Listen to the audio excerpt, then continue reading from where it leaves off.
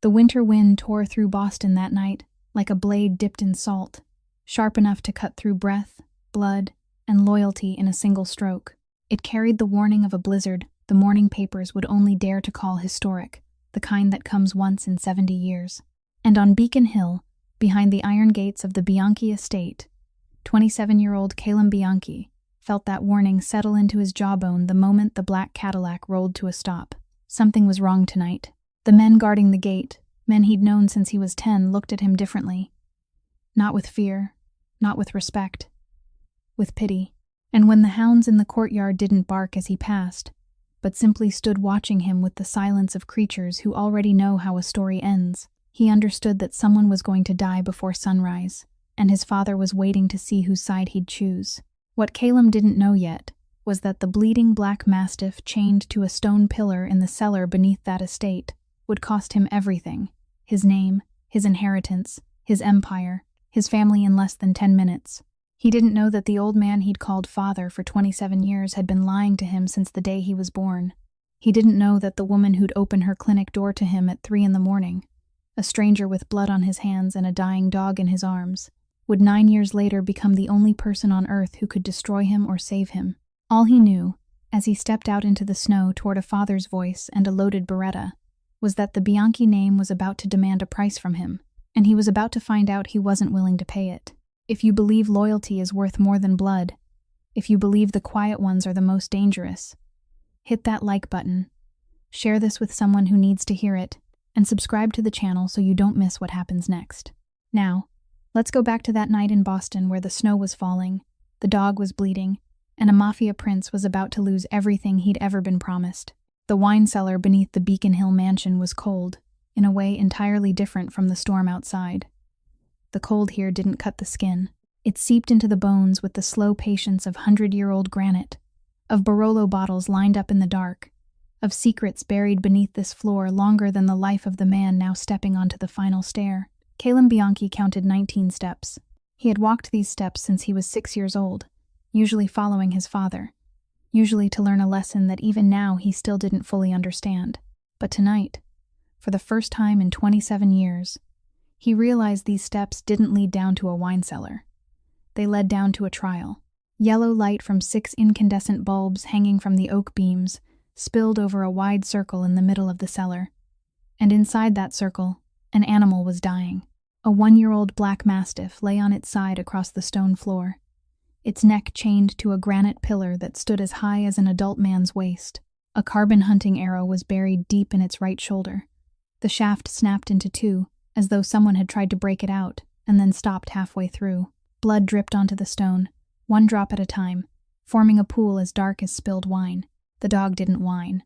It only breathed, and with every breath it pushed out a cloud of pale vapor into the cold air, fading, then vanishing as though even its breath knew where it was going. Tommaso Bianchi stood on the opposite side of the circle, a glass of 30-year-old Macallan whiskey in one hand, wearing a charcoal gray wool coat from an Italian tailor on Hanover Street, his silver hair brushed neatly back like a university professor's. He wasn't looking at the dog. He was looking at his son. And when Calum stepped into the ring of light, his father smiled in the way Calum had learned long ago never to trust, a smile wide enough, warm enough, and utterly empty. Giovanni stood at his father's right, 23 years old, half a head taller than him, one hand tucked into his trouser pocket with the lazy ease of someone who already knew how this would end. One corner of his mouth curled when he saw Calum. Not quite a smile, more like a silent remark, the kind that said his brother was late, and this party was for him. 4 capos stood in an arc behind Tommaso: Vincenzo Mazzola, Salvo Greco, Dante Lombardo, and Rocco Ferraro. Calum knew the names of their wives, knew the names of their children, had eaten at their tables for 20 years. Tonight, none of them looked him straight in the eye. "You're right on time," Tommaso said, his voice as soft as wind passing through silk curtains. "I've always valued that in you, Calum. Being on time is the first respect a man can offer another man." He set the whiskey glass down on an oak barrel, drew a black Beretta 92 FS from the inside pocket of his coat, the kind the Bianchi family had used for 3 generations, and offered the grip toward Calum. "Do you know this dog?" "No. Of course you don't. It belongs to Salvatore Caruso." "Caruso. You remember him, don't you?" The man who kept the books for the Chelsea docks for 7 years until last month, when I discovered he'd stolen $412,000 from us over the course of 3 years. He said the number in the tone of a man reading the morning stock prices. I dealt with Caruso last night. Clean, quiet. But this dog, Calum, this dog was there when it happened. This is the last living witness. And in this family, witnesses aren't allowed to live longer than the story. Calum didn't take the gun. He looked at the dog. The dog looked at him. For one moment, no longer than half a heartbeat, those dark golden eyes met his steel-gray ones, and Calum felt something fall from very high up inside his chest. Tommaso still held the gun out. His voice was still smooth, still warm, still the voice of a father teaching his son an important lesson. "Shoot it, son. This is ritual. You're 27 years old now, Calum. It's time you understood how heavy the name Bianchi feels in your hand." Outside, the wind wailed through the cellar's ventilation pipe. A long, hoarse sound, almost human, and the black dog kept breathing, one pale cloud after another, as though it were counting down the breaths it had left in front of a man it had never met, never known, and never harmed. Calum didn't take the gun. He stepped once toward the dog, then one more step, then knelt on the granite floor, so cold that it seeped through the wool of his trousers within seconds. The pool of blood beneath the animal's shoulder had spread to the tips of his Italian leather shoes. But he didn't notice. He placed his bare hand on the mastiff's neck, just beneath the iron chain, and felt its heartbeat.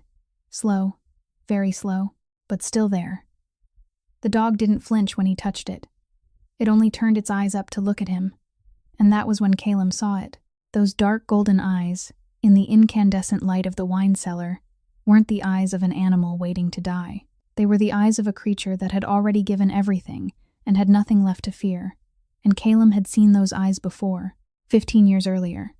In the room on the second floor of this mansion, on a 4-poster bed, where his mother, Isabella Bianchi, had lain through the final 6 months of her life, growing so thin that her wedding ring slipped from her finger whenever she slept. He was 12 that night. She had held his hand with a hand made of nothing but bone and tendon, and she had whispered 3 words through her cracked lips, 3 words he had buried so deeply that he had thought he had forgotten them. "Don't become them."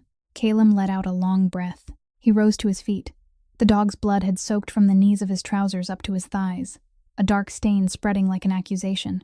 He turned to look at the man who had called himself his father for 27 years, gave a single, small shake of his head, then said in a voice so calm that even he was surprised by it, "No, I'm taking him." The air in the wine cellar froze. Vincenzo Mazzola drew in a breath that could be heard in the silence. Rocco Ferraro lowered his eyes. Giovanni lifted his head, and the crooked half-smile vanished from his mouth, replaced by something sharper, hungrier, almost delighted. But Tommaso Bianchi remained still. He looked at Calum for 1 second, then 2, then 3. And in those 3 seconds, Calum watched the face of the man who had taught him to tie a necktie, who had taken him to his first Red Sox game, who had stood behind him at his graduation from Boston Latin, slowly disappear.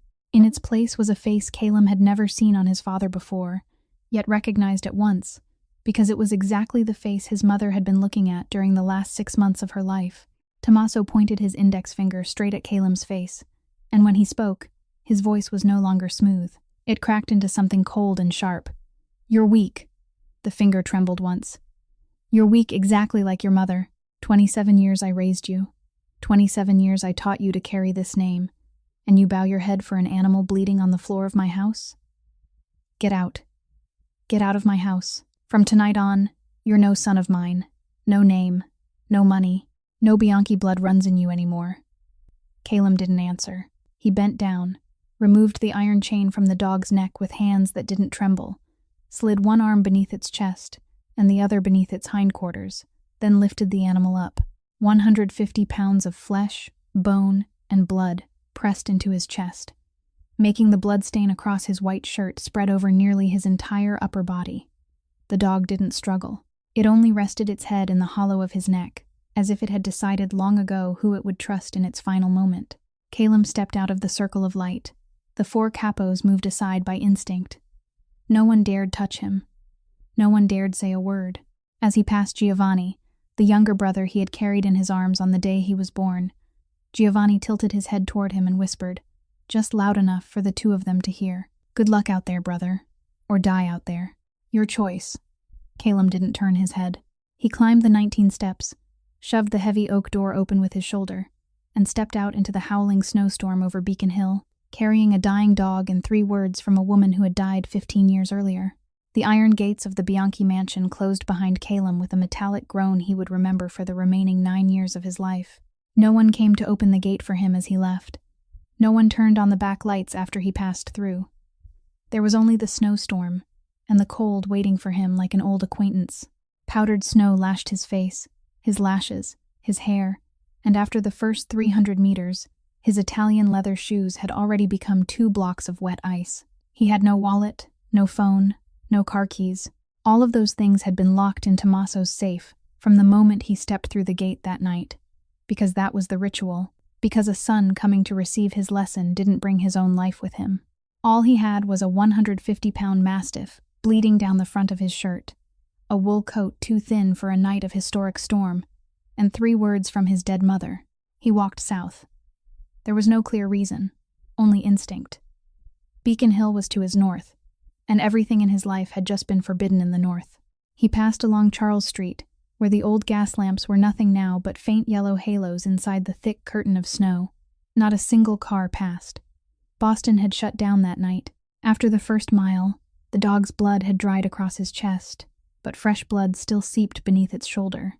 After the second mile, Calum's hands had gone so numb that he had to check with his eyes to make sure they were still holding the dog.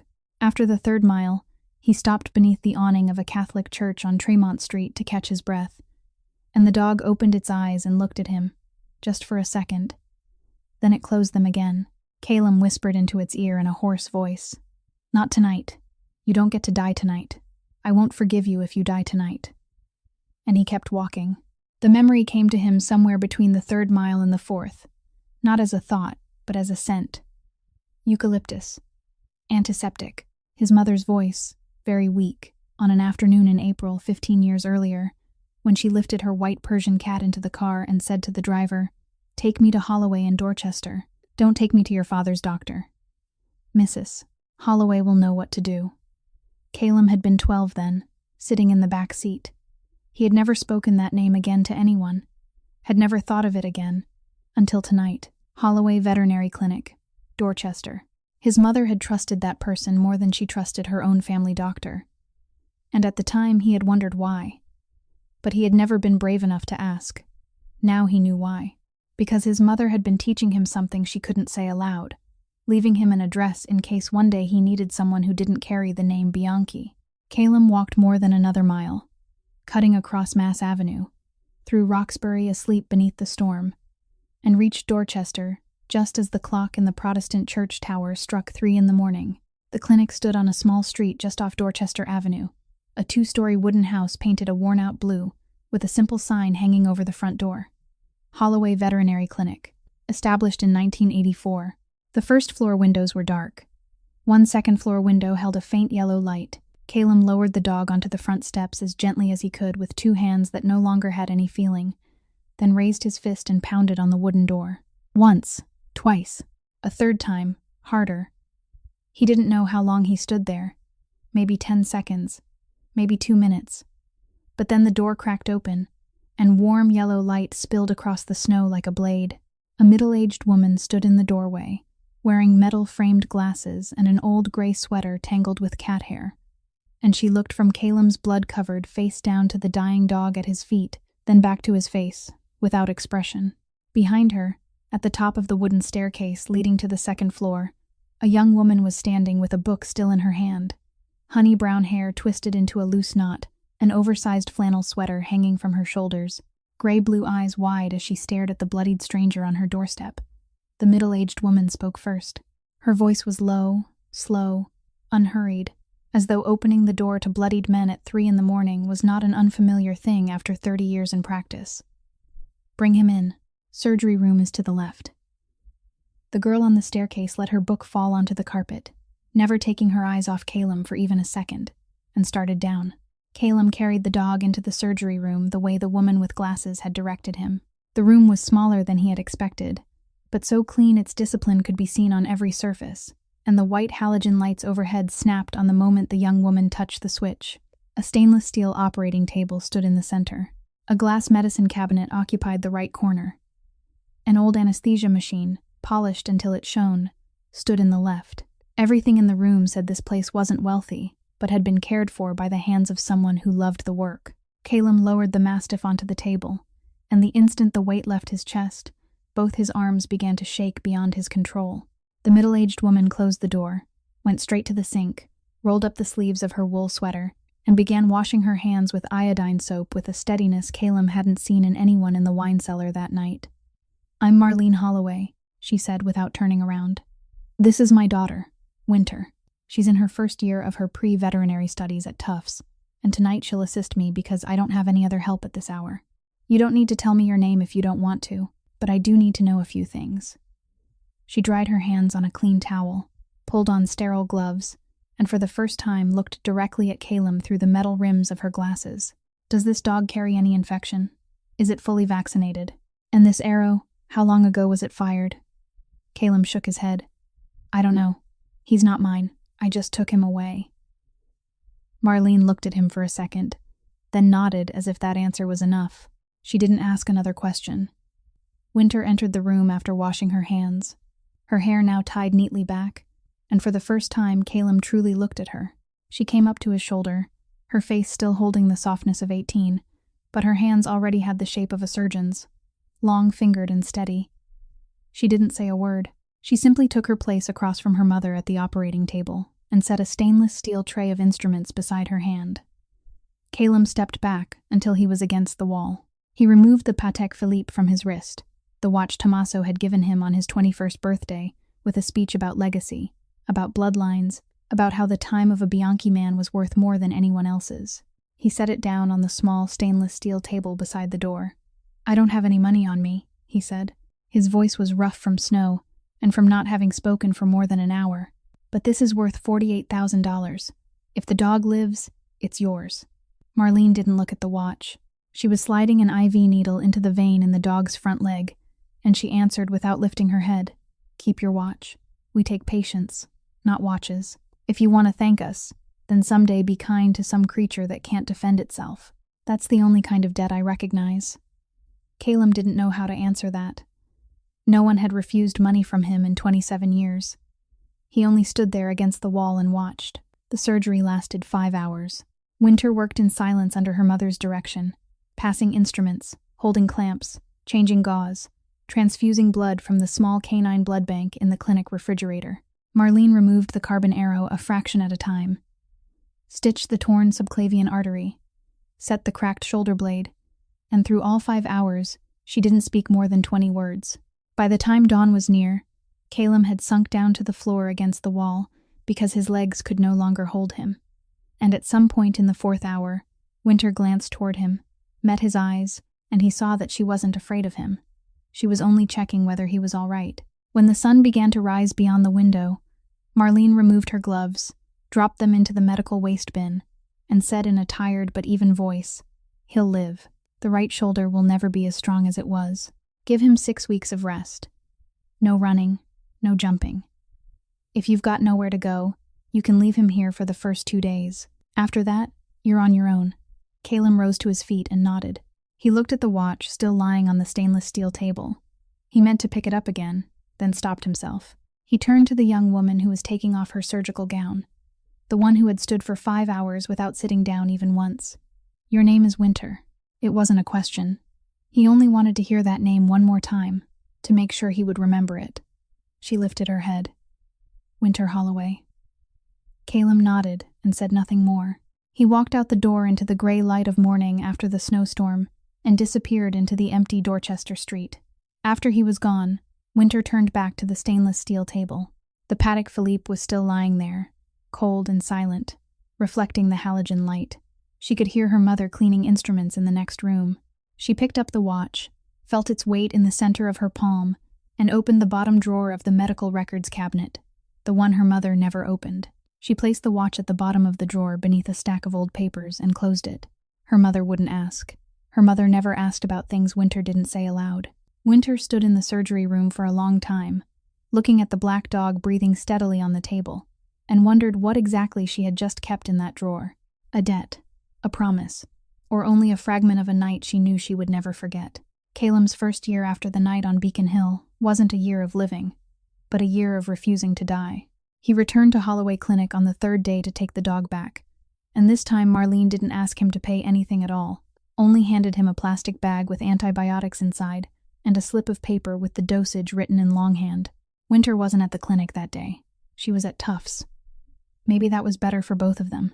Caleb rented a corner of an abandoned warehouse in the Chelsea docks, $300 a month paid in cash to a man who didn't ask for papers, and he lived there with the black mastiff inside 4 rusted tin walls, a mattress bought from a liquidation store, and an oil lamp, because he didn't want to sign an electric contract under any name at all. He worked as a dock laborer, 3 shifts a day at the port, $12 an hour, under the name Caleb Moore. During the first 2 weeks, the dog still couldn't stand, and Caleb had to carry him outside himself every time he needed to relieve himself. By the 5th week, he could limp beside him to the docks in the morning and wait outside the fence for 8 hours, never barking, never whining, only lying there and watching. One night in early March, while the oil lamp was burning low, Caleb lay down on the mattress and the dog lay down beside him for the first time, pressing his back against Caleb's hip to keep warm. Caleb placed a hand on his head and spoke softly into the empty space of the warehouse. "Wherever you follow me, I won't know where we're going either. So from now on, I'm calling you Shadow, the only shadow that didn't leave me." The dog let out a long breath. The name stayed with him from that night on.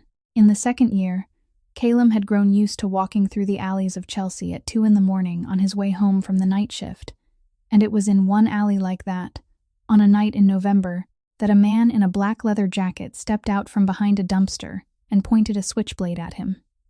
The man wanted his wallet.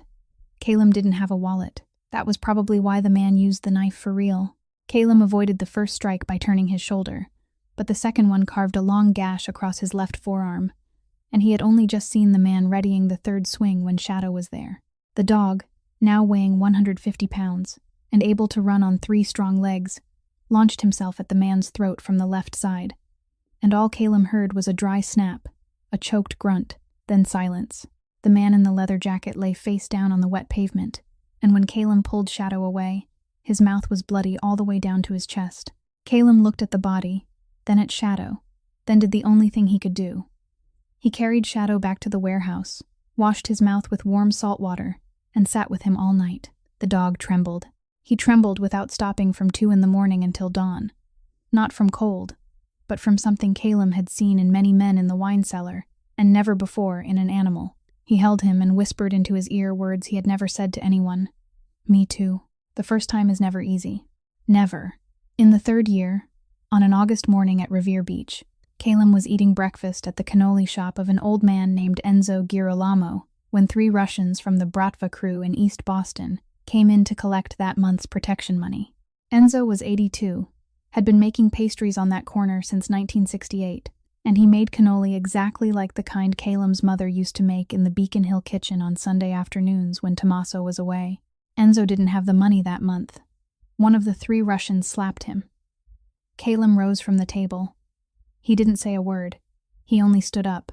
3 days later, those 3 Russians were found in 3 different places along the Revere shoreline. Not dead, but never again able to collect protection money from anyone, and Enzo Girolamo was never asked for payment again. That was the first time the name Caleb Bianchi was whispered on certain streets of Boston as something other than Tommaso's exiled son. In the 4th year, Caleb walked into an Irish bar in Southie called the Black Shamrock on a night in February, and he found a 40-year-old man sitting in the far corner with his 6th glass of cheap whiskey, an old, faded marine jacket, and 2 large hands with a slight tremor in the knuckles. The man's name was Rafael Moreno. He had served 14 years in the Marine Corps, gone to Fallujah 3 times, and had been dishonorably discharged after that because he refused to give false testimony in a military investigation into the death of an Iraqi civilian. He had lost all his benefits, lost his family, and was drinking himself to death in Southie because he had no other reason left to wake up. Caleb sat down across from him, placed a thick envelope on the table, and said 3 sentences. "My name is Caleb Bianchi. I don't need a soldier. I need a man who still believes in something, even after being betrayed for believing in it. If you're still sober tomorrow morning, come to the address inside the envelope. If not, I understand."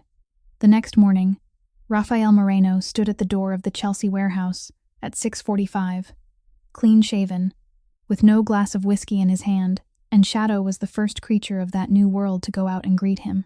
The 5th year was the year Calum stopped living alone. The second person to come after Raphael was a 51-year-old man named Silas Donovan, freshly released from Walpole State Prison after serving 16 years for organized theft, once the finest lockpicker in New England, before a partner sold him out on their final job. Calum found him sleeping in a shelter in Quincy, and he said only one sentence. "I don't care what you did. I care what you'll do next."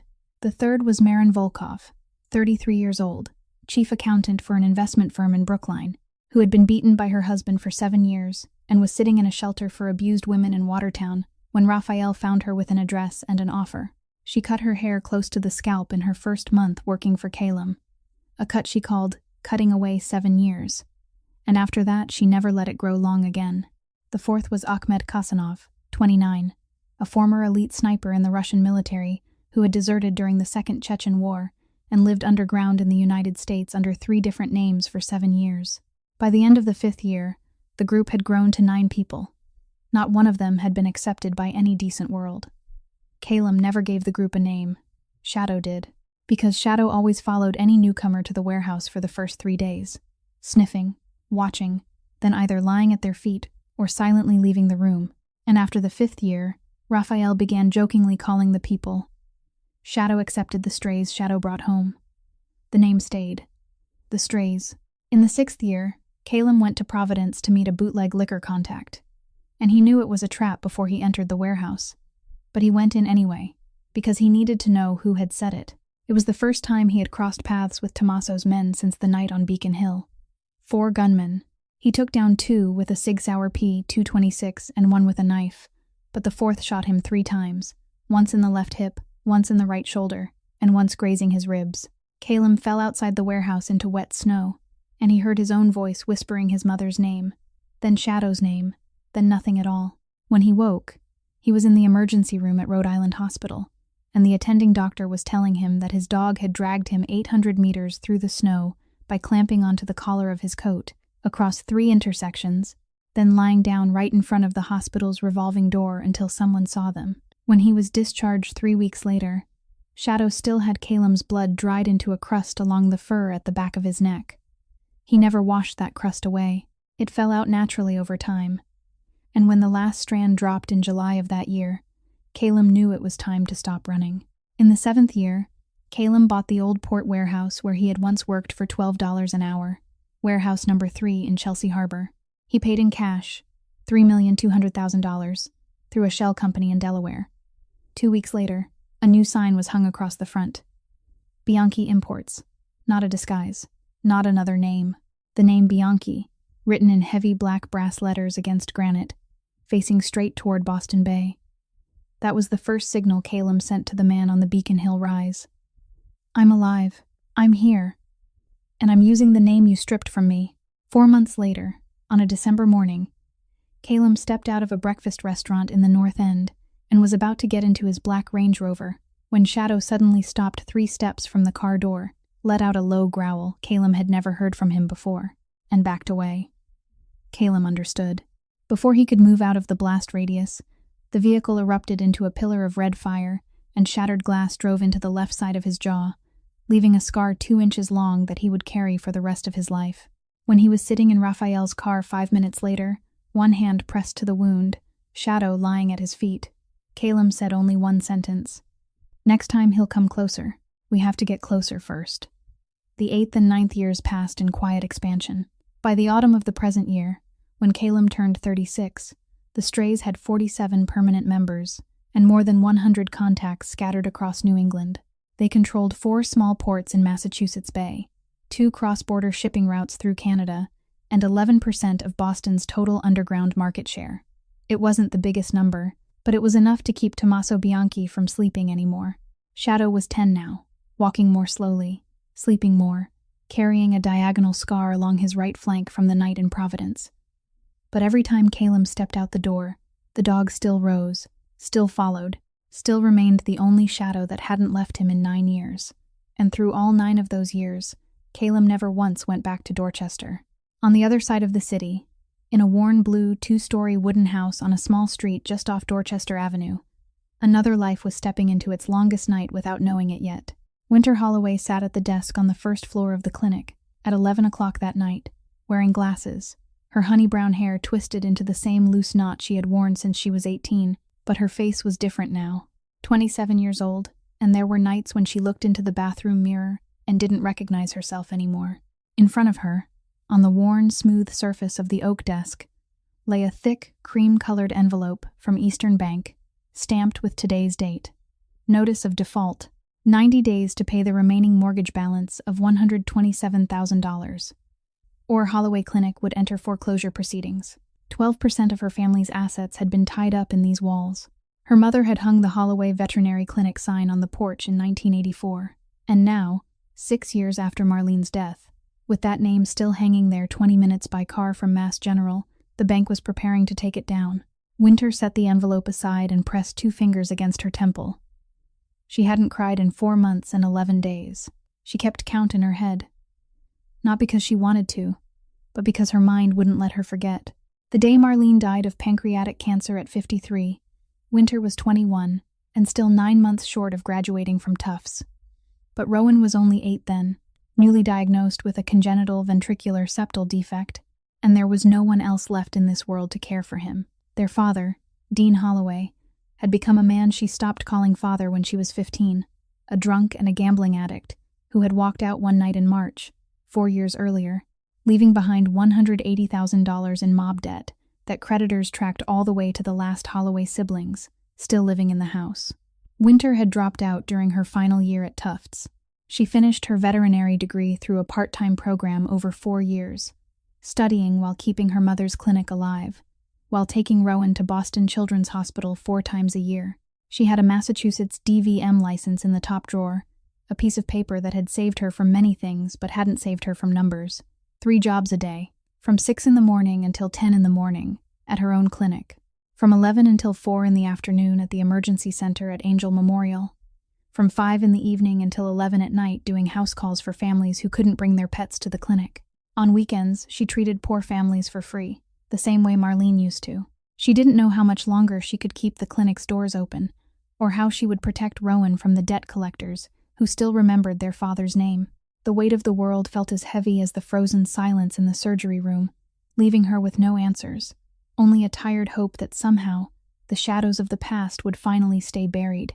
The following night, Calum had a dinner meeting at Trattoria Lucano in the North End, a family restaurant that had been open for 63 years on Hanover Street. It was a meeting with a wine importer from Naples, a deal Raphael had checked 3 times through 3 different sources and found no sign of trouble in. Calum arrived at 7:45, Shadow at his side, Raphael in the second car at the corner, and 2 other strays stationed at opposite ends of the street. His table was at the very back of the restaurant, with the wall behind him. He finished his first glass of Barolo at 8:15 and was cutting into his second piece of lamb when Shadow, beneath the table, suddenly lifted his head. He didn't growl. He only stared straight at the front door, and that was the moment Calum knew this evening was no longer the evening he had walked into. 3 men in charcoal gray overcoats entered the restaurant. None of the 3 looked hungry. Raphael, through the earpiece in Calum's ear, had only enough time to say 2 words, Albanian men, before the first bullet tore through the wine bottle on the table and lodged in the brick wall behind Calum. He was already rolling off his chair before the second shot came. That night at Trattoria Lucano, which lasted no more than 90 seconds but killed 4 people and wounded 3 unrelated dinner guests, was the first night since Providence that Calum knew he wasn't going to make it home. Raphael and 2 strays came in through the back entrance and dropped 2 Albanian shooters with 3 close-range shots to the face before they could reload. But the 3rd gunman got off 2 shots into Calum. One went through his left side, one buried itself in his right thigh, and while Raphael was dragging Calum away, Shadow lunged at the 3rd shooter. But this time there wasn't only a gun. The man also had a knife, and Shadow took 2 deep knife wounds to his left hind leg and flank before Raphael could shoot him dead. They got out through the back kitchen door, through an alley thick with the smell of cooking oil and autumn rain, and stopped at a refrigerated truck loaded with beef that was parked at the end of the alley, the kind Raphael had arranged in advance as a backup plan 2 years earlier. Calum was laid on the floor of the truck among empty meat hooks. Shadow was placed beside him. Raphael slammed the rear doors shut, climbed into the cab, and started the engine. The truck left the north end at 8:54. Calum bled onto the cold metal floor, his white shirt no longer white anywhere. His breathing was short and broken. Beside him, Shadow breathed with a wet, bloody rasp. The black fur on his chest soaked and heavy. Calum slid his hand beneath the dog's neck and held his head against his forearm. Raphael, from the driver's seat, spoke through the divider in the steady voice of a man who had once stayed calm under RPG fire in Fallujah. Mass General is being watched. Beth Israel is being watched. Tufts Medical Center isn't safe because Winter's brother is being treated there. Brigham has had Tommaso's people in it since last year. We don't have a hospital, Calum. Calum didn't answer right away. He looked up at the ceiling of the truck, counted Shadow's breaths, then counted his own, and both were slowing down. He swallowed a mouthful of blood leaking inside his mouth. He said 2 words. Holloway. Dorchester. Raphael went silent for 2 seconds. He knew that address. He had personally built a file on the Holloway family in the 4th year, when Calum got drunk for the only time in 9 years and told him about a night of snowstorm, an 18-year-old girl, and a mother who hadn't taken the watch. That file had been in Calum's safe ever since, updated every 6 months, never once used. Are you sure, Calum? She's not one of us. She doesn't know who we are. That's exactly why. Raphael said nothing more. He turned the wheel south, across the Zakim Bridge, down the expressway, toward Dorchester. The dashboard clock read 9:42 when they passed the Ashmont sign. Calum had drifted into a half-conscious state in the back, and Shadow beside him had stopped making noise, only breathing, slow, then slower still. By the time the refrigerated truck turned onto the small street behind Dorchester Avenue, the clock read 2:03 in the morning. Raphael had circled 3 times to shake any tail. He stopped the truck 2 houses away from Holloway Veterinary Clinic, killed the lights, and shut off the engine. 2 other strays, following in an old Ford with no plates, were already standing at both ends of the street keeping watch. Raphael opened the rear doors, lifted Calum into his arms, and carried him across the damp October sleet. Shadow managed to stand on his own, even with both front legs trembling, even with blood still dripping 1 drop at a time onto the wet cement. And he followed the 2 men to the familiar front steps. Raphael pounded on the door 3 times with his elbow, because both hands were busy supporting his boss. The upstairs light came on after 12 seconds. There was the sound of hurried footsteps coming down the stairs. The door opened, and warm yellow light spilled across the wet snow like a warm blade, exactly like it had 9 years earlier, except this time Marlene wasn't there. Winter Holloway, 27 years old, wearing a gray flannel sweater, her hair still twisted up loosely even though it was now 2 in the morning, stood in the doorway for 1 silent second. She looked from Raphael's blood-covered face down to the man in his arms, then down to the huge black dog staggering at the foot of the steps, and time inside her stopped. She didn't need instinct. She didn't need judgment. She had remembered that face for 9 years, 3 months, and 21 days. She opened the door wider, stepped back to the side, and her voice was no louder than a breath. You're Calum. For the past 9 years, I've kept wondering whether you were still alive. Winter didn't let herself stop in that moment for more than a single breath. She had learned from her mother that memory saved no one. Only hands did. She turned, switched on the lights in the operating room, and began giving orders in a voice Raphael would later remember as the voice of a commander in a situation where there was no time left for kindness. Carry him to the main table. Put the dog on the second table. Wash your hands at the sink on the left. I don't need you completely sterile, only clean. Raphael obeyed without asking a single question. He laid Calum on the stainless steel table, cut the boss's shirt off with Winter's scissors, and under the white halogen lights, the bullet wound in his side and the deep wound in his thigh lay exposed. Shadow, despite having lost so much blood that the fur on his chest had clumped into stiff black patches, still managed to climb onto the second table by sheer final effort before collapsing onto the steel surface. Calum, half-conscious, lifted his head about half an inch and spoke the first 3 words he had said since entering the room. Shadow. First, operate on him. Winter was inserting an IV needle into the shallow vein in his left arm. She didn't look up. No. Winter. Do him first. I'm the doctor here, Mr. Bianchi. I decide the order. You're bleeding from the superficial femoral artery. If I leave you untreated for 3 more minutes, you'll die on my table, and your dog will still die after that. Shut your mouth. Raphael, standing at the foot of the table, holding a bag of transfusion blood, looked up. In 4 years of working for Calum Bianchi, he had never heard anyone, man or woman, speak to his boss in that tone, and he had never seen his boss keep quiet when he was given an order. But Calum kept quiet.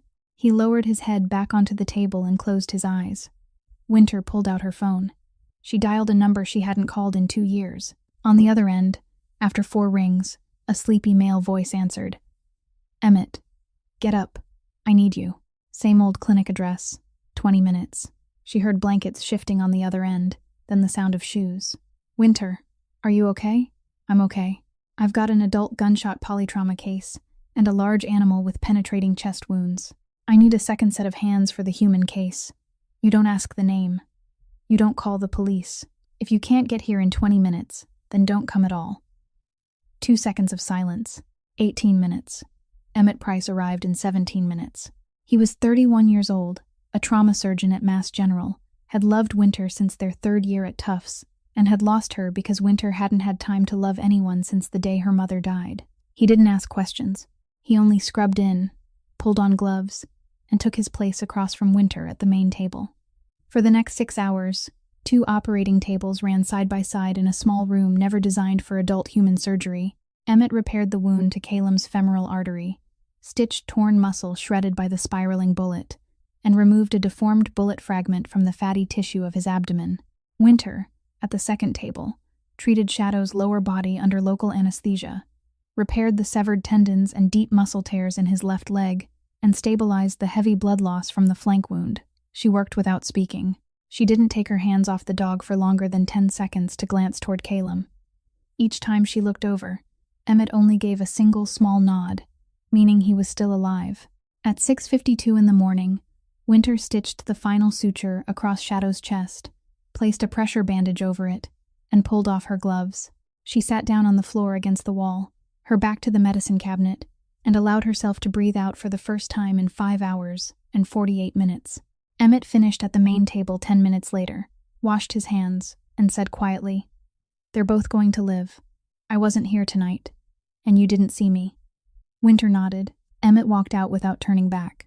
The wall clock read 7:08. Calum woke at 9:15, his throat dry as paper, and the first thing he saw was Winter sitting beside him, wearing glasses, reading through a stack of files in her lap. She looked up when she saw him move.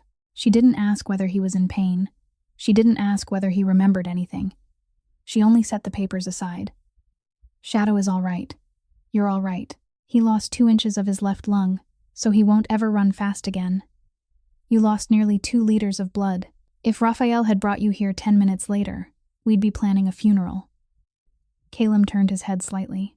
October sunlight was falling diagonally through the clinic window, and in that band of light, he saw the bottom drawer of the medical records cabinet. It was slightly open. Inside, beneath the yellowed papers, he saw a piece of metal reflecting the sun, and he knew at once what it was without Winter having to say a word. The Patek Philippe watch, 9 years, untouched. He looked at her for a long moment without speaking. Then he did speak. "I know you owe $180,000. I know your brother needs surgery that costs $340,000. I know this clinic has 90 days left. I'll pay it all. Everything. Your brother's surgery in 14 days at a private cardiac center in Weston, with the doctor you choose. In return, you become my private doctor and Shadow's private doctor for 12 months. At my estate in Marblehead, you and your brother will be protected. You stop working 3 shifts a day. After 12 months, you're free to leave." Winter took off her glasses. She looked at him for a long time. "I don't do anything illegal. I don't hide evidence. I don't alter medical records. And I don't sign false names. I'm a doctor. I keep my license. I'm not asking for anything else. Rowan has surgery in 14 days. Not 15. Deal." She held out her hand. He took it. Her hand was cold. His hand was colder. Neither of them knew that in that moment, they had just signed a contract that would rewrite the rest of both their lives. 12 days after the handshake in the Dorchester Clinic, Rowan Holloway was wheeled into the cardiac operating room at Weston Heart Center at 6:45 in the morning. The surgery lasted 7 hours and 10 minutes. The lead surgeon was Dr. Vaughn Sterling, the man at the top of a 3-year waiting list in New England. The man Winter had never even dared contact because his private consultation fee alone was $7,000. When Rowan was taken into recovery at 2 in the afternoon, his heart was beating normally for the first time in 14 years. Winter stood in the hallway, still clutching the strap of her handbag, and she cried for the first time in 4 months and 23 days, then for 4 days more. 3 weeks later, when Rowan was strong enough to walk, Winter packed her life into 4 cardboard boxes and 1 cloth bag. The house in Dorchester was locked up, not sold, not rented, only locked. Their father's debt had been paid off in full through a law firm whose name she didn't know. The notice of default had been withdrawn. The manager at Eastern Bank called 3 times to ask questions, and all 3 times Winter answered that she had an anonymous benefactor. The truck carrying the 2 siblings arrived in Marblehead on a Saturday afternoon near the end of October. The estate stood at the end of a private road on the northern coast, 3 acres of land, stainless steel gates, and a security system Raphael had designed himself. The house wasn't ostentatious. Gray granite, black slate roof, tall windows facing the Atlantic.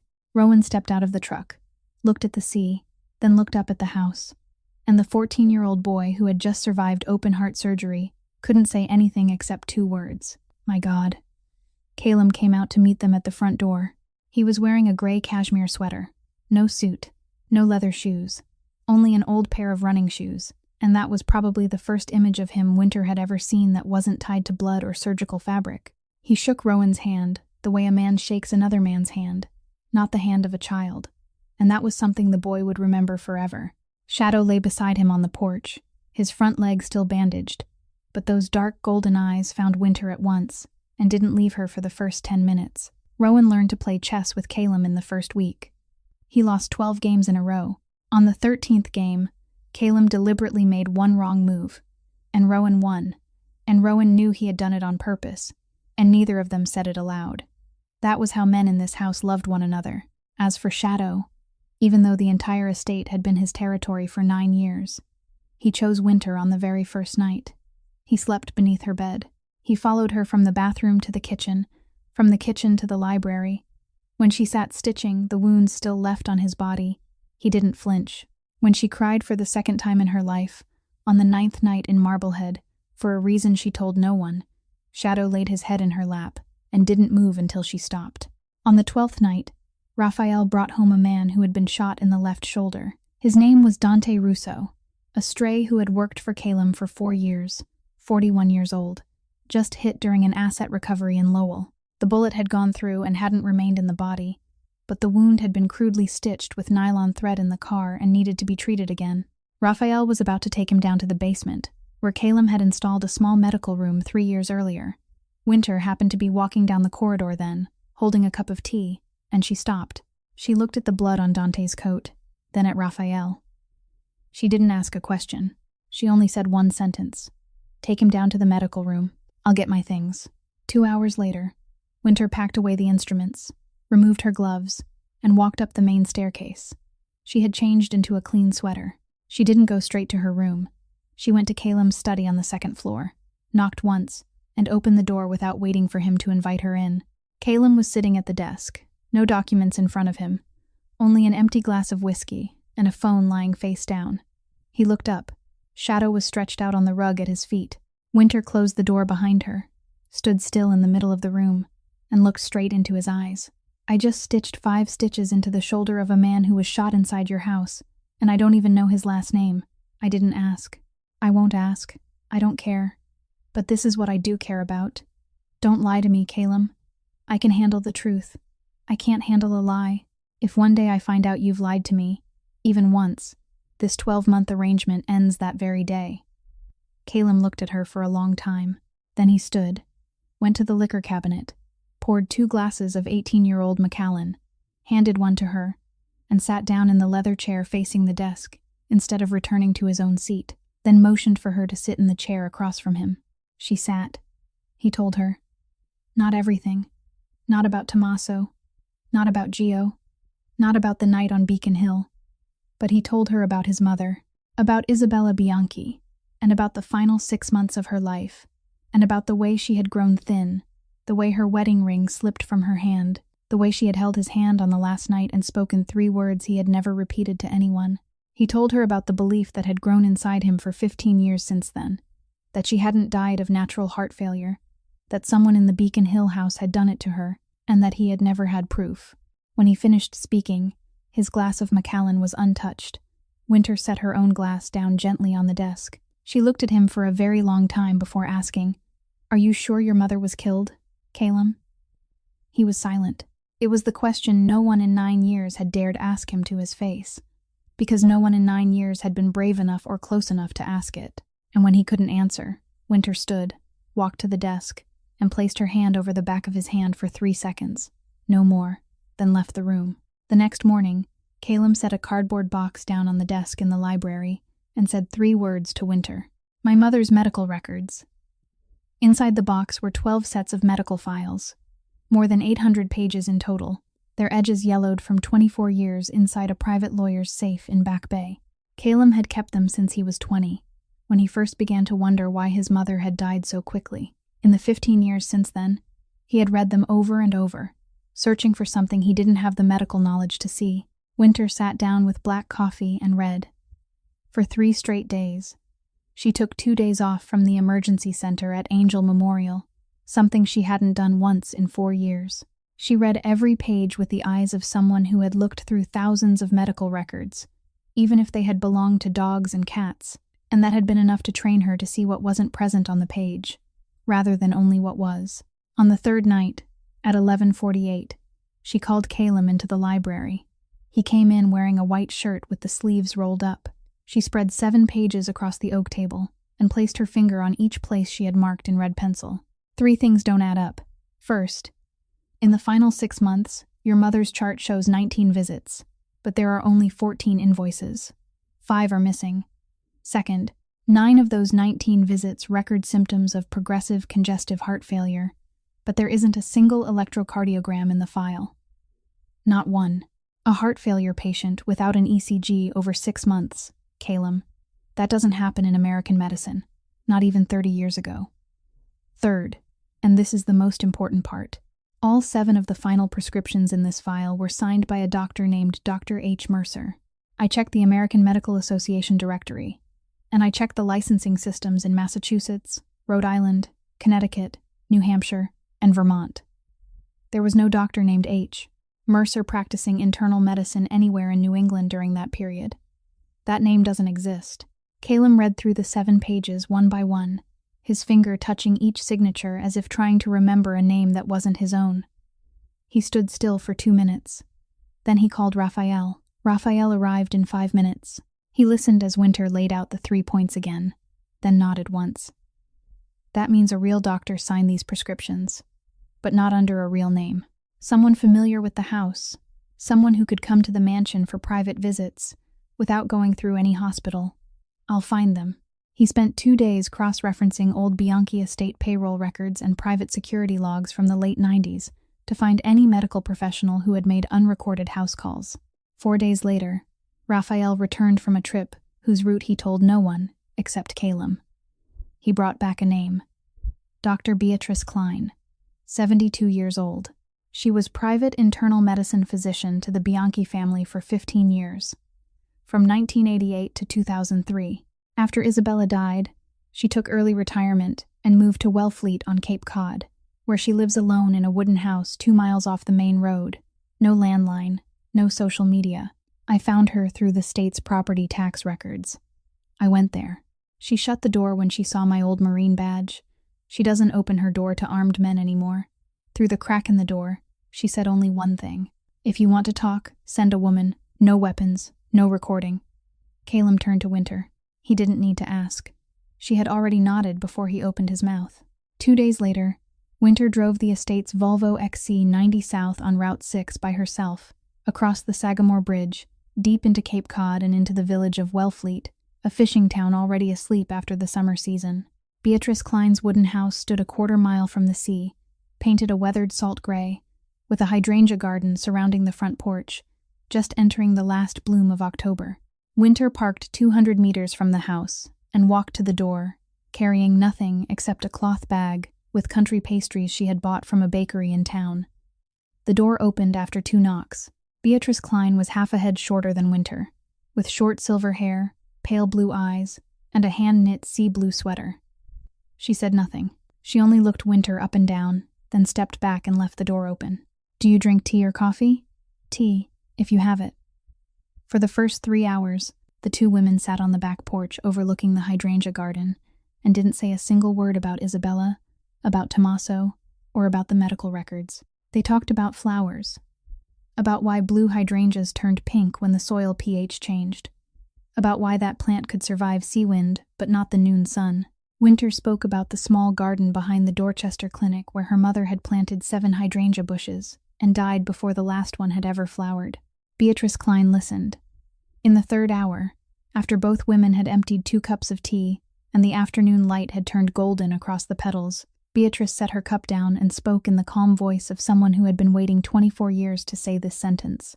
"Isabella Bianchi didn't die of natural heart failure, Miss Holloway. She was given low-dose digitalis, mixed into her daily blood pressure medicine, throughout the last 6 months, enough to imitate congestive heart failure, enough to kill an adult woman weighing 53 kilograms in 200 days. I signed the last 7 prescriptions under the name Dr. H. Mercer for one reason. Tommaso Bianchi was holding my daughter, Nora Klein, who was 19 at the time and a second-year student at Smith College, as collateral. No one could see the chains, but I knew exactly where they were on her. I signed to keep Nora alive. Nora lived. She died 3 years ago in a car accident in Vermont, unrelated to any of this. From the day my daughter died, I have been waiting for a day when someone like you would knock on my door. And there's one more thing, Miss Holloway. Something even the man who sent you here doesn't know. Calum Bianchi isn't Tommaso's biological son." Winter didn't let Beatrice Klein's final sentence fall into silence for longer than a single breath. She had learned in the operating room that when a patient opened their mouth to speak a truth they had kept buried for 24 years, the only thing anyone should do was remain quiet long enough for them to finish. She set her teacup down and waited. Beatrice Klein looked out at the hydrangea garden for a while, then began to speak, her voice unchanged, as though she were reading aloud from an old medical chart. 36 years ago, in November of 1989, the 2 Bianchi brothers went deer hunting in the Killington Mountains of Vermont. Just the 2 of them. No guide, no staff. And that was the first strange thing. Fausto Bianchi was the older brother, Theme 3, Don of the family, the man who had married Isabella Romano 1 year earlier. And at that time Isabella was 5 months pregnant with their first child. Tommaso Bianchi was the younger brother, 29, unmarried, without any formal rank in the family, living in his brother's shadow since the day he was born. On the second night of the trip, an unusually heavy snowstorm came in, heavy enough that the local radio issued a level 3 warning. The next morning, Tommaso walked down the mountain alone, 3 or 4 miles to the Killington police station, and reported that Fausto had gone hunting early in the fog and never returned to camp. They searched for 4 weeks. Not a single fragment of bone was ever found. The official report listed him as missing due to an accident, likely having fallen into a ravine and been buried by snow. 3 months later, Tommaso Bianchi married Isabella. That year she was 26, 8 months pregnant, and had no family in America to return to. Winter didn't ask anything. She knew when a story wasn't finished yet. Beatrice stood, went inside the house, and returned 3 minutes later with a small chestnut wood box about the size of a book. She set it down on the table between them. "Isabella gave me this box on the 80th night before she died. By then I already suspected what was happening, but I was still signing the prescriptions that were killing her because of Nora. She didn't blame me. She said only one thing: if one day my son comes to you, give him this. If he never comes, burn it. I waited 24 years. I didn't burn it." She pushed the box across the table toward Winter. "Give it to Calum. I don't need to read any of it again. I've already read it." Winter returned to Marblehead at 11 that same night. The chestnut wood box sat on the passenger seat, tied with a black silk ribbon that had browned with age. Calum was waiting in the library, not reading, not drinking, only sitting there. Shadow lay at his feet. Winter placed the box on the table, sat down across from him, and said one sentence: "I'm going outside." You should read it alone. She had reached the door when he called after her. Stay. I can't read it alone. She sat back down. He opened the box. Inside were 3 things. A lock of a man's dark hair, neatly coiled in a piece of tissue paper, labeled in handwriting, Fausto Romano Bianchi, 1989. A stack of black and white photographs, 11 in all, showing a dark-haired man holding a pregnant woman in a garden. And in that man's eyes, Calum saw himself for the first time in his life. And a letter, written in handwriting Calum recognized from the birthday cards of his childhood. 3 sheets of paper, written on both sides. Calum unfolded the letter. He read. Winter didn't read along. She watched his face change with every paragraph, every sentence. The letter wasn't very long. Isabella Bianchi had written it when she knew she was about to die, and she wrote in the voice of a woman who had run out of time to speak gently. She told him that in the 3rd month after the forced marriage, on a drunken night in the Beacon Hill mansion, Tommaso had confessed to her that during the Killington snowstorm, he had stabbed his brother in the back with a hunting knife, pushed the body into a ravine, and then walked down to the police station in his own boots. She told him that from that night on, she had known she was living with the man who had killed the father of the child inside her. She had not run because she knew that if Tommaso could kill one Bianchi, he wouldn't hesitate to kill one more woman and one more baby. She stayed so Calum could be born. She stayed for 12 more years so Calum could have a mother. And when Tommaso began feeding her digitalis, she knew why, but she no longer had the strength to run. In the final line of the letter, written in a trembling hand, Isabella had written a sentence that Calum read 3 times in a row before he understood it. You aren't the son of the man who killed. You're the son of Fausto Bianchi, the man who dared to love me. The blood in you is the blood of someone who dared to love, not someone who dared to kill. Don't become them. Calum set the letter down on the table. He didn't cry. He only sat there, unmoving, eyes unblinking, staring at a point on the opposite wall where there was nothing. 2 hours passed. The clock on the mantel struck 12, then 1. Winter didn't stand up, didn't leave, didn't speak. Shadow at his feet lifted his head 3 times, then lay back down again. When the clock struck 1:30 in the morning, Calum turned his head toward Winter. His eyes were dry. His mouth didn't open, but Winter saw that something inside him had broken and was trying to piece itself back together, and she didn't know what she still had left to give him except one hand. She stood, walked around the table, sat down beside him on the leather chair, and placed her hand over his, palm against the back of his hand, for 3 seconds, then 5. Calum turned to look at her. He said nothing. She said nothing. He leaned toward her slowly, like a man afraid of breaking glass, and his lips touched hers in a kiss that wasn't the kiss of a man kissing a woman, but the kiss of one broken soul kissing another broken soul, 2 shattered pieces, finding each other in the dark, not out of desire, but because neither of them had the strength left to stand alone anymore. When they drew apart, neither of them spoke. Shadow rested his head on Calum's leg, and the 3 living creatures in that room listened to the clock strike 2:30 in the morning together. 3 days after the night of reading the letter, Calum summoned the strays to the basement of the Marblehead estate at 6 in the evening. 14 men and 4 women, the inner circle of the inner circle, sat around a long oak table that Calum had bought from a dissolved Italian monastery in Lynn 2 years earlier. Raphael sat at his right, Silas Donovan at his left, Marin Volkov at the end of the table, her laptop open. Ahmed Kasanov stood leaning against the wall, because he never sat. Calum spoke for 23 minutes. He left out not a single detail. About Killington, about digitalis, about Nora Klein, about the 24-year-old letter, the lock of hair, the stack of black and white photographs. When he finished, no one in the room spoke. Raphael placed both hands on the table, palms down, and that was how he kept the anger of a former Marine under control. Calum laid out the plan.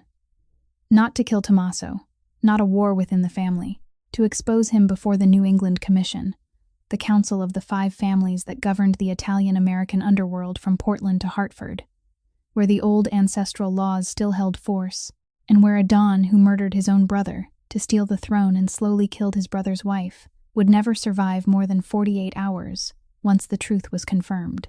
To expose him, Calum needed 3 things: Isabella's handwritten letter, already in hand, a video testimony from Beatrice Klein in the presence of an independent lawyer, which Klein had agreed to after Winter called her from Wellfleet that morning. And the third thing, the most important of all, was DNA evidence establishing paternity between Calum and Fausto Bianchi. Beatrice Klein, inside the chestnut box, had included 13 strands of hair she had secretly secured from Fausto's personal grooming kit shortly after his disappearance in Killington, preserved in a sealed envelope for 36 years. Marin had sent the sample that morning to Orchid Genomics, a private forensic laboratory in Austin, using the name of a shell law firm. The results were expected in 6 days. While they waited, the strays divided into 3 teams. One team protected the outer perimeter of the Marblehead estate. One team watched Beacon Hill and Gio's house in Back Bay. The third team, under Silas, prepared the legal file to be sent to Don Aurelio Castellano, current chairman of the commission, with a formal request for an emergency tribunal. Calum ended the meeting at 8:45 with one short sentence. No one goes looking for Tommaso.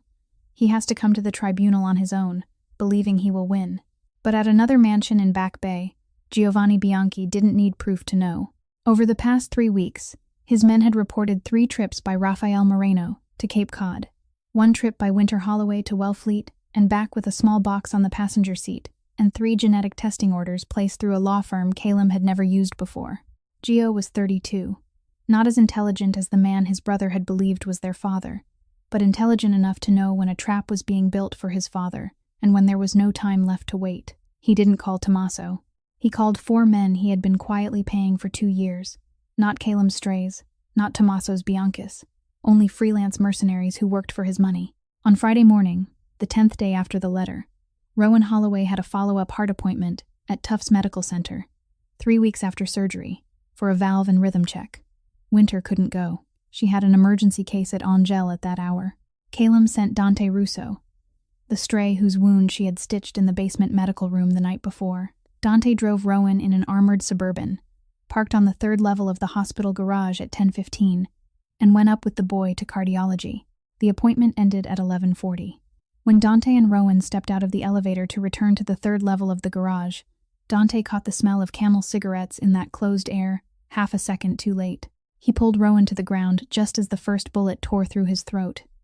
He fell. He still had time to draw his Glock and fire 3 shots, hitting 1 man, before the second bullet went through his temple.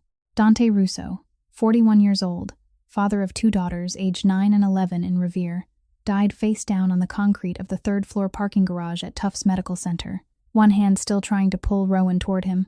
Rowan was dragged into a black van by 2 masked men. The doors slammed shut. The van sped down the 3 levels, passed through a security checkpoint they had bought 3 months earlier, and vanished into Boston's midday traffic. Calum received the video at 12:23. It came by encrypted message to his private phone, with no sender. 37 seconds. Rowan, tied to a wooden chair, tape over his mouth, still wearing his hospital jacket. The boy wasn't crying. His eyes were wide open, looking straight into the camera, and in that moment Calum saw himself at 12 years old. Gio's voice came from off-screen, hoarse, smooth, almost intimate. "Trade your life for the kids, brother. Alone, no dog, no gun. Warehouse number 7, Chelsea Docks. Midnight. If you call anyone else. If I see 1 car that isn't yours. If I see a shadow bigger than 1 man. The boy comes home in 4 pieces." The video ended. Calum set the phone down on the oak table. He didn't breathe for 4 seconds. When he looked up, Winter was already standing in the doorway of the library. She hadn't heard the video. She had only seen his face, and for someone raised in emergency rooms, that was enough information. She stepped inside, shut the door behind her, and walked straight to the desk. Calum played the video again for her. She watched all 37 seconds. When it ended, she didn't sit down. She didn't cry. She placed both hands on the desk, drew 1 short breath, and spoke in a voice he had never heard from her before. "Go save him. Go now. Don't think about me. Don't think about Shadow. Don't think about your plan with the commission. Go bring my brother back." Calum stood. He came around the desk, stopped half a step from her, and said quietly, "I won't go alone, but I will bring him back." She gave 1 small nod. He stepped out the door. Shadow was already standing in the hallway before Calum called his name, the fur along his spine raised, those dark golden eyes already knowing everything they needed to know. Warehouse number 7 at Chelsea Docks was an abandoned 3-story steel structure with a shattered tin roof, no lights, standing exactly 1.5 miles east of Calem's Bianchi Imports along the waterfront. Gio had chosen the location with a message. You started at this port making $12 an hour, and you will end at this port too. Calem arrived at 11:54 in a black Range Rover, alone at the wheel, with no body armor, no earpiece, no phone. His 2 guns had been left in the estate safe in front of Raphael, because Calem knew Gio's men would sweep him with a metal detector from 10 meters outside the door. Shadow sat in the passenger seat. Calem had ordered the dog to stay at Marblehead 3 times, and each time Shadow had only looked at him without moving, and by the 4th time Calem had silently opened the car door. There are roads a man can't walk without his shadow. When he stepped out of the vehicle and walked toward the large sliding warehouse door, Shadow followed 3 paces behind him, with the slight limp in his back leg from the old knife wound, but his head was high, and his dark golden eyes flashed beneath the weak neon lights of the pier. The steel door opened when he was 3 meters away. 2 masked men stood on either side. They didn't sweep him with a detector. They had been told Calem would come exactly as agreed, and they were right. He walked in. The inside of the warehouse was lit by 6 industrial lamps, swaying from 3 main steel beams running across the ceiling. In the middle of the concrete floor, Rowan Holloway sat on a wooden chair, both hands and both feet bound with plastic ties, the tape still across his mouth. The boy was trembling, but he wasn't crying. Gio stood 4 steps away from Rowan, an unlit cigar in his left hand, his right hand resting on the grip of the cig at his waist. Around him, 7 more gunmen stood in a half circle, 3 behind Rowan, 2 at the flanks, 2 near the entrance, 8 in total. Calem stopped 10 meters from Gio. Shadow stopped on his right. Half a step back, Gio looked at Shadow, then at Calem, and smiled with half his mouth. Exactly the same smile he had worn in the Beacon Hill wine cellar 9 years earlier. I said no dog, brother, but fine, because tonight is family night. He didn't know that Rafael Moreno, Ahmed Kasanov, Marin Volkov, and 3 other strays had taken positions on the 3 steel beams since 3 that afternoon, before Gio's men swept the area. They had lain still in the darkness of the upper structure, breathing softly, not moving, with 6 thermal binoculars and 4 compact sniper rifles. Raphael had disobeyed Calem, and it was the only time in 5 years he had disobeyed, and both men had known that before Calem drove away from the estate. Gio took 2 steps toward Rowan and placed his right hand on the boy's head. Make the trade, brother. You kneel, I let him go. Calem didn't kneel. He looked at Rowan. Rowan looked back at him, and in the gray-blue eyes that matched his sister's, Calem read not fear, but something else. Something the boy had learned in 4 weeks at the Marblehead estate, and he was signaling it to him. I'm okay. Do your job. Calem drew 1 breath. He said 1 single sentence into the tiny Bluetooth receiver hidden inside the rim of his right ear. The receiver Marin had fitted that morning, and no one at the port had detected. Now. The lights in the warehouse went out at the same time. It wasn't a power failure. Ahmed had fired 4 suppressed shots into the 4 main electrical lines from the steel beam above. In the first 3 seconds of absolute darkness, the thermal sights above locked onto their targets, and the gunfire began from above, not from below. The 2 gunmen at the entrance went down before they could draw. 1 man standing behind Rowan collapsed with a bullet through the shoulder fired from a 45-degree angle above. Gio roared, yanked out his cig, and fired wildly into the darkness near the ceiling. At that exact moment, Shadow lunged.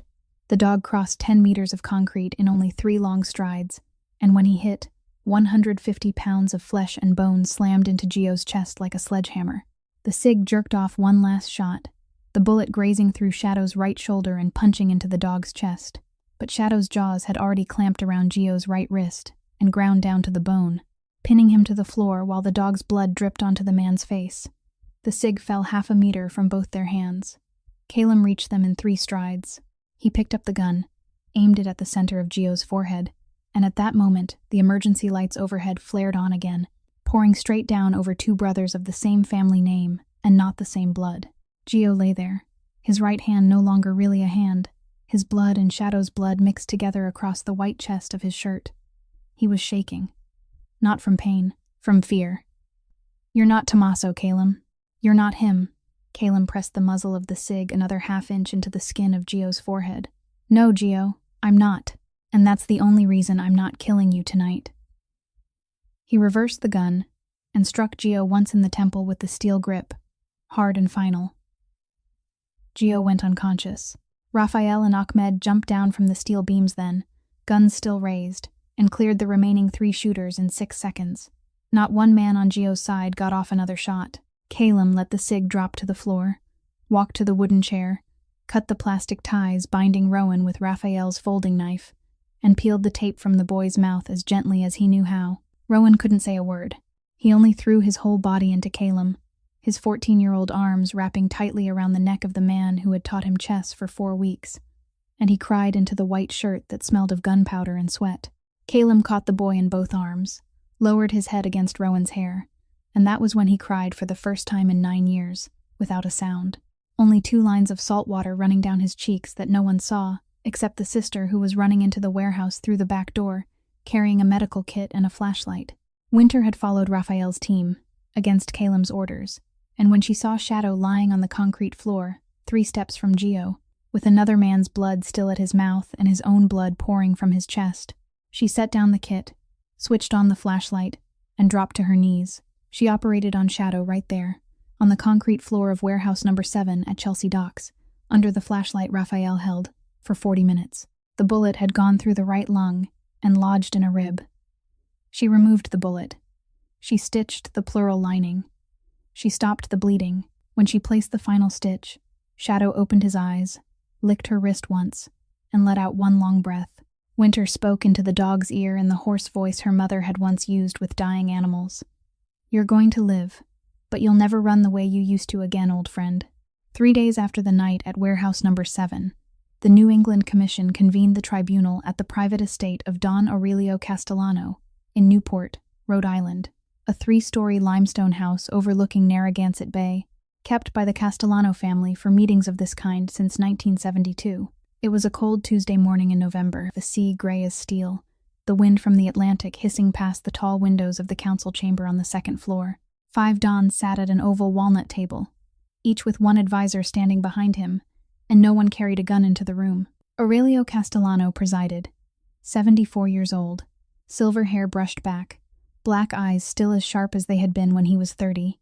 The other 4 Dons were Don Vittorio Messina of the Messina family in Providence, Don Enzo Morelli of Morelli, Hartford, Don Niccolo Pagano of the Pagano family in Portland, Maine, and Don Marco Fontana of the Fontana family in Springfield.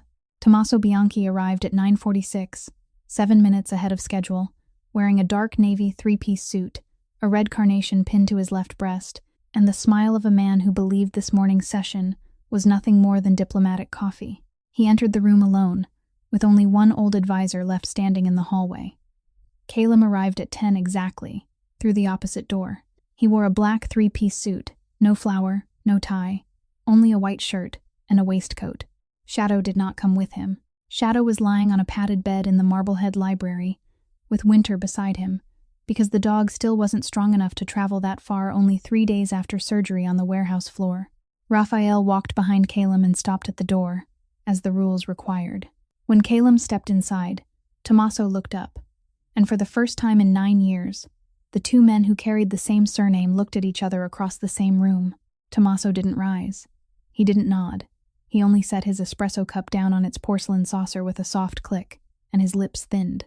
Aurelio Castellano opened the tribunal with a sentence in old, formal Italian, then switched to English.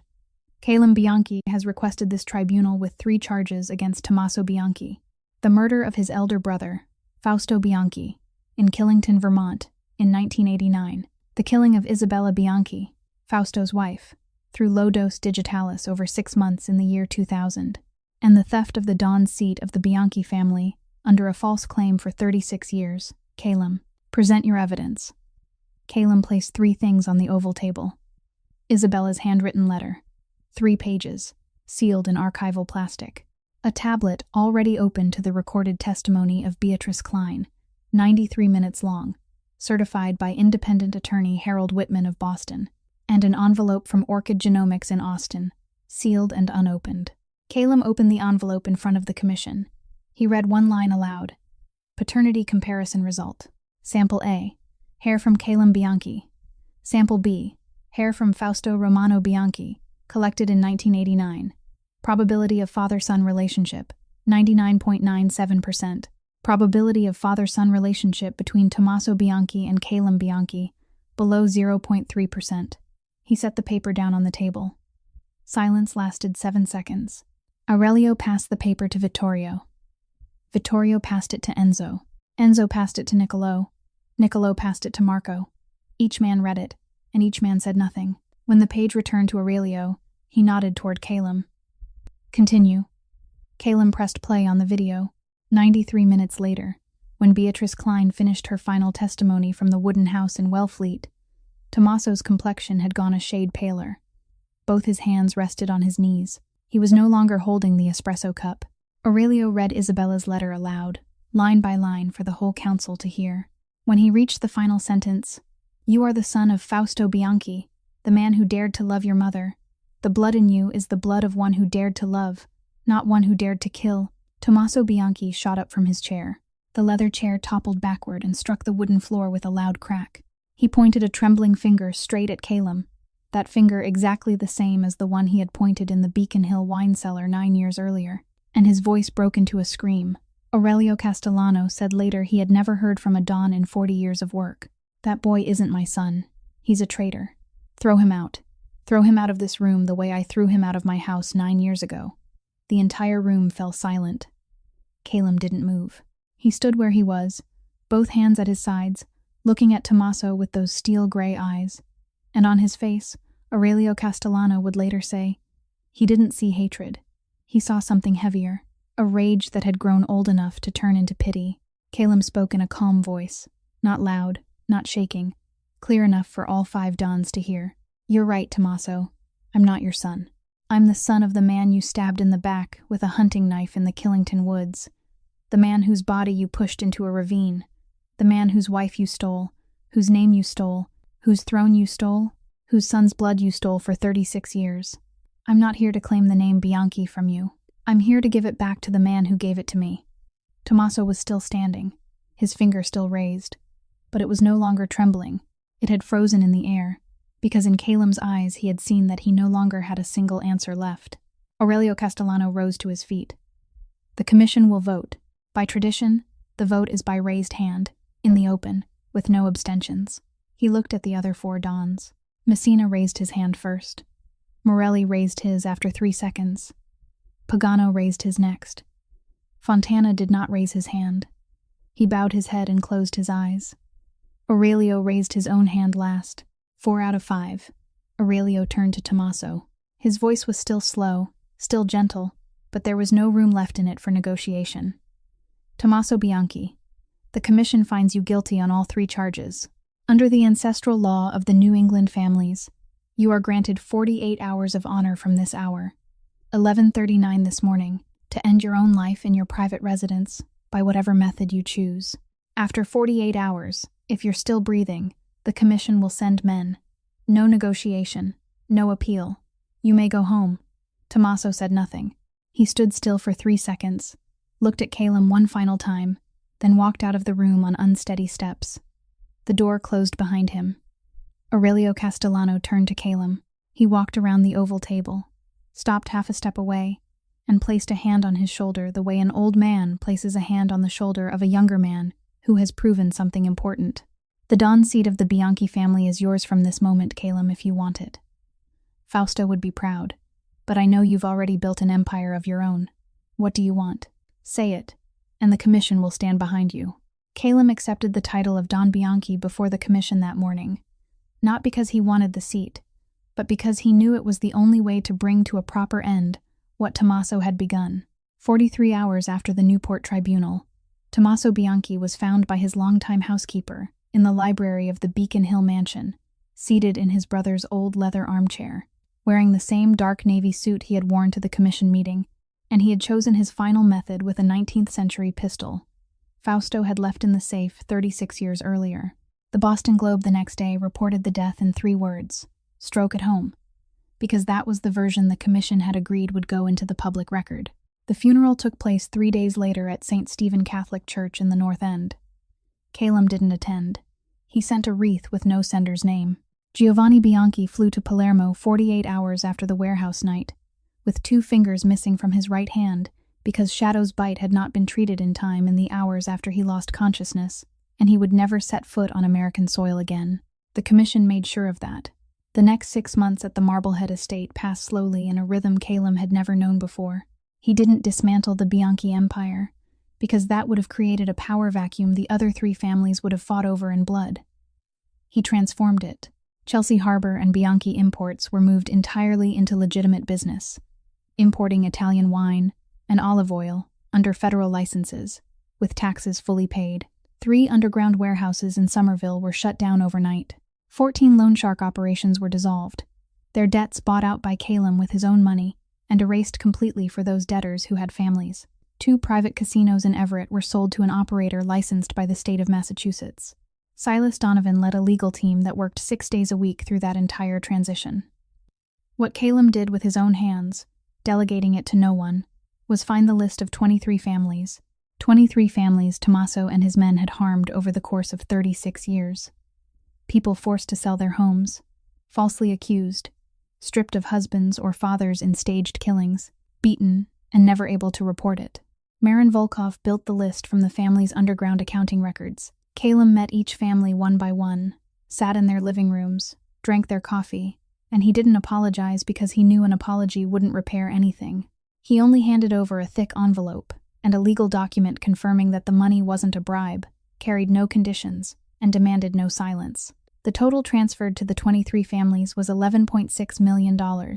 Rafael Moreno opened an Italian restaurant called Moreno's in the South End in the 5th month. 1 floor, 32 seats, with a menu his wife wrote out by hand every morning. He was still Calum's right hand in every real sense, but on paper he was a restaurant owner, and Rafael had begun sleeping 8 hours a night for the first time in 16 years. Winter opened Isabella's veterinary hospital on the same street as her mother's old Dorchester clinic in the 6th month. 3 floors, 11 employees, a modern operating room, and an intensive care wing for large animals. The lower 2 floors ran at market rates to cover the staff salaries. The 3rd floor was reserved for families with no insurance, free examinations, free surgeries, no papers required. She hung the only black and white photograph of Marlene Holloway in the front hall, along with a smaller photograph of a dark-haired woman in a winter cashmere coat, and no one on the staff knew who she was, and Winter never explained. Rowan Holloway turned 15 that spring, returned to Boston Latin after 6 months away recovering, ranked first in his class in biology, and wrote in his term essay that he wanted to become a pediatric cardiac surgeon so he could save children like himself before their families had to sell everything. Calum read that essay at the breakfast table. He didn't say a word. He only pushed the plate of toast toward the boy and poured him more orange juice. The wedding took place on a Saturday afternoon at the end of May in the backyard of the Marblehead estate, where the blue hydrangeas Winter had planted 2 months earlier had just begun their first bloom. 15 guests. Rowan stood beside his sister, holding the rings in a small velvet box that he himself had engraved with both their names on the inside, using the school's laser engraver. Raphael stood as witness for Calum. Beatrice Klein sat in the front row wearing a wide-brimmed white straw hat and cried quietly throughout the ceremony, and no one tried to wipe the tears from her face. 12 other strays stood in 2 rows along either side of the aisle, dressed in dark suits, and for the first time in many years none of them wore a gun beneath the jacket. Shadow, now 10 years old, limping on 3 good legs because his right shoulder was still weak from the warehouse bullet, wore a black bow tie Rowan had carefully fastened around the dog's neck that morning, and he walked beside Winter down the aisle in place of the father who wasn't there. When Calum and Winter spoke their vows, Shadow sat down between them, back straight, head lifted, those dark golden eyes fixed on the far Atlantic, and he remained there through the entire ceremony, like a 16th witness. No one in that yard dared speak aloud. 1 year passed after the wedding, and Shadow turned 11 that autumn, an age not many Neapolitan mastiffs ever reached, and for Shadow it had become a prolonged mercy granted by fate. The dog no longer followed Calum down the stairs each morning. He chose instead to lie on the thick rug in front of the granite fireplace in the main sitting room, where the morning sun from the east-facing windows fell at exactly 9 o'clock, and he would lift his head when Calum walked by, look at him with those dark, golden eyes that had grown a little clouded, then lower his head again. Winter examined him once a week through that entire month. She didn't say anything to Calum. He didn't ask. Both of them knew. At the end of February, the snowstorm returned to Boston. It wasn't the kind of historic storm that came once in 70 years, only an ordinary heavy snow night in New England. But it arrived exactly 10 years after the first storm. Caleb sat beside Shadow by the fireplace from 8 that evening on. Winter went upstairs at 11. She understood that there were moments when a man needed to remain alone with the only shadow that had never left him. The fire burned slowly in the hearth. The snow beyond the windows fell more quietly than it had on the Beacon Hill night, with no roaring wind, only flakes settling onto the ledge in layer after layer, as though the night itself knew it was standing guard for someone. Shadow breathed slowly. Each breath came out as a smaller cloud than the one before, exactly like the night in the wine cellar 10 years earlier, except this time the dog had no arrow in his shoulder, no blood clotting beneath his feet, no one ordering anyone to shoot anyone anymore. Caleb sat cross-legged on the rug, resting one hand against Shadow's side, and he could feel the dog's heart beating beneath the black fur that had gone gray around the muzzle. He spoke to him in the hoarse voice no one else had heard in 9 years. "You've taken me far enough, old friend. You don't have to wait for me anymore. Go, if you want to go." Shadow opened his eyes and looked at him one last time. Those dark golden eyes, for the first time in 10 years, no longer held iron will. There was only the peace of a creature that had finished its work. He lifted his head about half an inch, enough to lick Caleb's wrist once, that rough tongue brushing lightly across the tendons of the man who had carried him through 4 miles of snow before he even had a name. And then he lowered his head, and he let out his final breath. Caleb sat beside the fireplace until dawn, without moving, his hand still resting on the silent side. When Winter came downstairs at 6:15, she said nothing. She only sat beside her husband, rested her head on his shoulder, and the two of them watched the fire until the sun rose.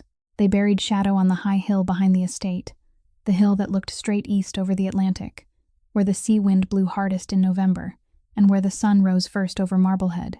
Caleb dug the grave himself with his bare hands, allowing no one to help, for 2 hours, and when he laid Shadow beneath the damp earth and stone, he wrapped the dog in the fireside rug he had slept on during the final 4 years of his life. Rowan, 16 then, stood beside his sister at a respectful distance. Raphael, Beatrice Klein, and 12 strays stood in a half-circle. No one spoke a word.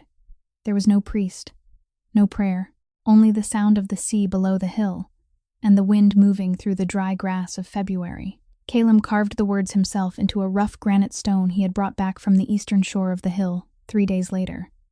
No name, no date of birth, no date of death, only 4 words, cut by hand, each letter slightly uneven from the one beside it, but clearly legible. He chose me too. 10 years after that night by the fireplace, Caleb Bianchi was 47, with silver now at both temples, and a narrow silver streak running along the scar at his jaw, standing on the back porch of the Marblehead estate at sunset on an evening in June. Winter, 38, 7 months pregnant with their second child, rested one hand on her belly and the other on her husband's hand. Their first daughter, Isabella Marlene Bianchi, 8 years old, was running across the lawn below with a young black Neapolitan Mastiff, 2 years old. The dog had been given to Caleb on his 44th birthday by one of the strays who had raised a litter from a licensed breeder in Vermont. And Raphael had said as he placed the puppy in Caleb's arms, "This one's from the same noble lineage as Shadow. You don't have to take him if you're not ready." Caleb had taken him. He named him Echo, because every shadow has an echo. Echo ran around Isabella Marlene's feet, barking happily to the sound of her laughter, and Caleb turned his head toward the eastern hill, where the rough granite stone had stood for 10 years beneath the sea wind, where green moss had covered half its face, where it had become so much a part of the hillside that the newer gardeners no longer knew it was a grave at all. He whispered softly enough that only Winter could hear. "We're home, old friend." In Boston, people still tell the story of that once-in-10 years snowstorm night, of the man who walked out through the gate of the Beacon Hill mansion with a bleeding dog in his arms and nothing else, of how he lost everything in one night and found everything again in 10 years. People call it a legend. But Caleb Bianchi, when asked, says only one thing. There is no legend. There was only a dog that refused to die, a woman who refused to close her door at 3 a.m, and a man who finally learned how to choose the right thing worth losing everything for.